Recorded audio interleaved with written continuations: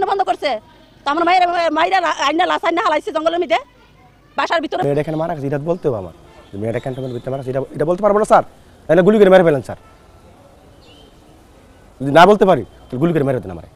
তনু, আপনাদের কি মনে আছে কুমিল্লা তনু হত্যাকাণ্ড?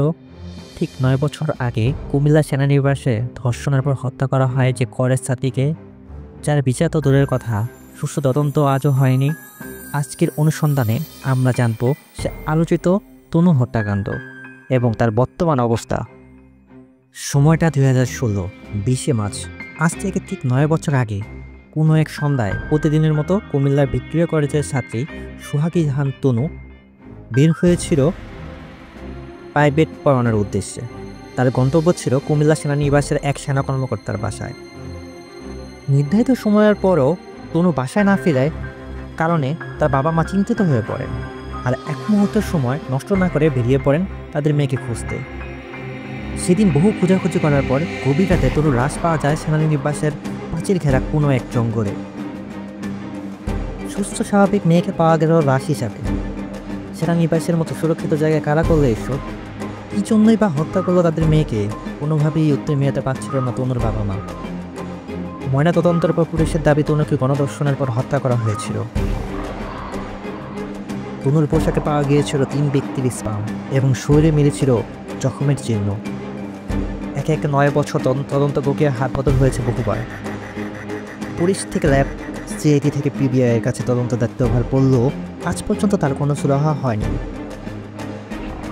দীর্ঘ 17 বছর শেখ হাসিনার সরকারের ক্ষমতা শেষের পর বর্তমানে বাংলাদেশের দায়িত্বে রয়েছেন প্রধান উপদেষ্টা ডক্টর মোহাম্মদ ইউনূস।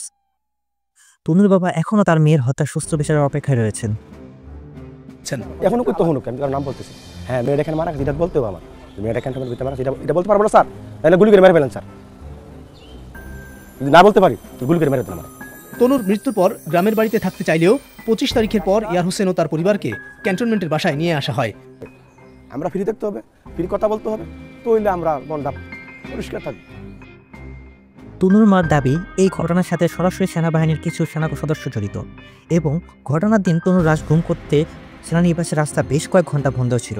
এই যে বৃহস্পতিবার রাতে গান গাওয়ার কথা ছিল, আপনার বৃহস্পতিবারে গেছে সিলেট, শুক্রবারে রাত্রে 12টা বাজে আইছে, শনিবারে রয়েছে, রবিবারে 7টা বাজে মারি লিখছে।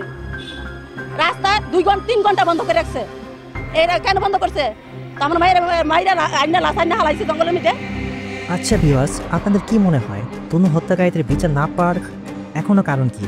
সুস্থ তদন্তের অভাব নাকি উপর মহলের কোনো চাপ প্রয়োগ? আপনি চাইলে আপনার মতামত কমেন্ট বক্সে আমাদের জানাতে পারেন। পরিশেষে একটা কথাই বলতে চাই, জাস্টিস দিলে জাস্টিস ডিনাই।